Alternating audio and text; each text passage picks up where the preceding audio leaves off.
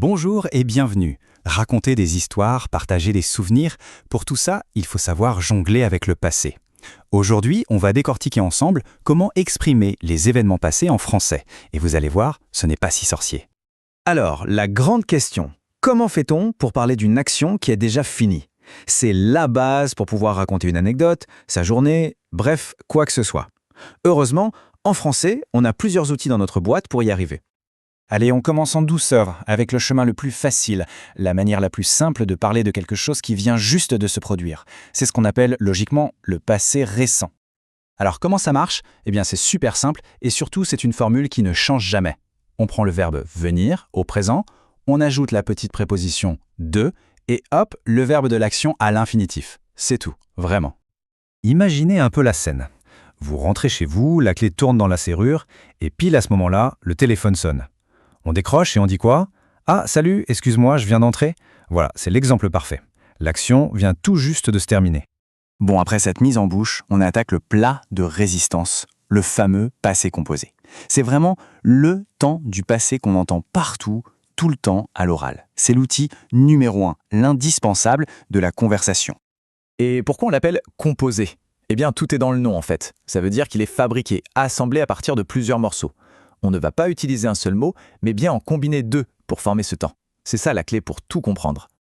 Pour construire ce passé composé, imaginez qu'on arrive à un carrefour. Il y a deux routes possibles. Une grande autoroute, que la quasi-totalité des verbes va emprunter, c'est la route de l'auxiliaire avoir.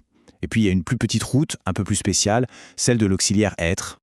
Ah allez, c'est parti, on s'engage sur la voie principale, l'autoroute du passé composé. Franchement, la plupart du temps, c'est par là qu'on va passer. C'est le chemin par défaut, en quelque sorte.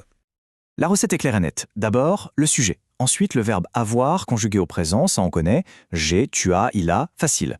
Et enfin, on ajoute la deuxième partie, ce fameux participe passé du verbe qu'on veut utiliser. Ok, le participe passé, ça peut faire un peu peur. Mais pour les verbes réguliers, c'est un jeu d'enfant. Tous les verbes en ER, comme parler, manger, chanter, on enlève le ER et on met un E. Parler, manger, chanter. Pour beaucoup de verbes du deuxième groupe, en IR, comme finir, ça devient I. Fini. Bon, après, il y a les irréguliers, là pas de secret, ils s'apprennent au fur et à mesure. Et voilà un exemple tout simple. J'ai parlé à Philippe. On a bien nos trois morceaux. Je, le sujet. Est, c'est l'auxiliaire avoir. Et parler, notre participe passé. J'ai parlé. C'est fait, c'est dans le passé. Simple, non? Bon, on quitte l'autoroute et on prend maintenant la petite route de campagne, la route numéro 2. Celle de l'auxiliaire être. Elle est moins fréquentée, un peu plus sinueuse, et elle a ses propres règles de circulation. Mais vous allez voir, elle est logique aussi. Alors, qui a le droit de prendre cette route spéciale? Il y a deux grandes familles. D'abord, les verbes de mouvement, de déplacement. Pensez à aller, venir, arriver, partir, monter, descendre. Et aussi ceux qui marquent un grand changement, comme naître ou mourir. La deuxième famille, c'est tous les verbes pronominaux. Ceux avec ce devant, comme se lever, se laver, se souvenir. Une petite astuce pour s'en rappeler, ce sont les verbes du va et vient et les verbes où l'action revient sur la personne qui l'a fait. C'est une bonne image à garder en tête. Attention, attention. Sur cette route de l'auxiliaire être, il y a une règle capitale. La règle d'or. Si on l'oublie, c'est l'accident de grammaire assuré. C'est l'accord du participe passé. Qu'est-ce que ça veut dire, l'accord? C'est simple. Le participe passé va devoir s'adapter au sujet, un peu comme un adjectif. Il va changer de tenue, en quelque sorte, pour correspondre au genre et au nombre de la personne qui fait l'action. Allez, on regarde ça concrètement. On va prendre un verbe que tout le monde connaît et qui utilise être, le verbe aller. Premier cas, le plus simple. Sujet masculin singulier, il. Le participe passé reste dans sa forme de base. Aller. Il est allé. C'est notre point de départ.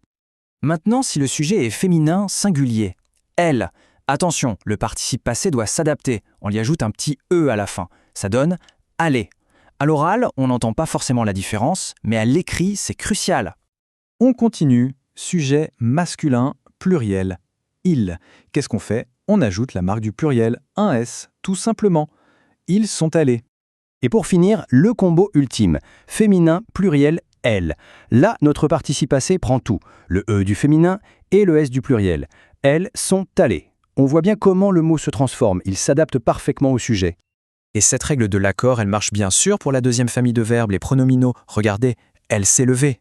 On a bien l'auxiliaire être qui est caché dans s'est, et donc le participe passé, levé, prend un E parce que le sujet, c'est elle.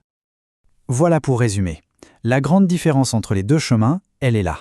Avec avoir, on est tranquille. Le participe passé ne bouge pas. C'est la voie express. Avec être, il y a ce petit panneau « Attention, accord obligatoire ». C'est vraiment ça, le point central à retenir. Alors, est-ce que c'est toujours aussi simple? Ah, ce serait trop beau. Évidemment, il y a quelques petites exceptions, sinon ce ne serait pas drôle. Prenez le verbe « courir ». C'est bien un mouvement, non? Eh bien lui, il a décidé de prendre l'autoroute avoir. On dit « j'ai couru ». C'est juste pour nous rappeler que le français aime bien garder quelques secrets. Finalement, tout ça, ce n'est pas juste de la grammaire pour le plaisir. Maîtriser le passé, c'est se donner le pouvoir de raconter, de partager un souvenir, une expérience, une blague. C'est l'outil qui donne vie à nos histoires. Alors la vraie question, ce n'est pas de savoir si on utilise avoir ou être, mais plutôt quelle est la prochaine histoire qui mérite d'être racontée.